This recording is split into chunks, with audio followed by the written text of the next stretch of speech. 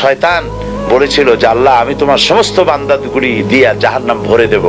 আল্লাহ তখন ফেরেশতাদেরকে ডেকে বলছিলেন, ফেরেশতারা শয়তানে বলল কি শুনেছ? তোমরা যাও পৃথিবীতে, আমার বান্দারা শয়তানের ওয়াসওয়াসায় পড়ে যদি একটা গুনার নিয়ত করে, গুনাহটা করে নাই, গুনার নিয়ত করেছে, আমলনামায় একটা গুনাহ লিখে দিও। আমলনামায় কোনো গুনাহ লিখবা না। গুনার নিয়ত করেছে, গুনাহটা করে নাই, গুনাহ লিখবা না। যখন গুনাহটা করে ফেলবে তখন একটা গুনার জন্য একটা গুনাহই লিখো, আর যদি তওবা করে তা আমি মাফ করে দেব। আর যদি আমার বান্দা একটা নেকের নিয়ত করে, একটা নেক কাজের নিয়ত যদি করে, তাহলে কাজটা করে নাই, নেক কাজের নিয়ত করেছে, হজে যাবে নিয়ত করেছে, যায় নাই, যেতে পারে নাই, এখনো দান করবে এখনো করে নাই, নিয়ত করেছে, আমলনামায় একটা নেকি লিখে দিবা।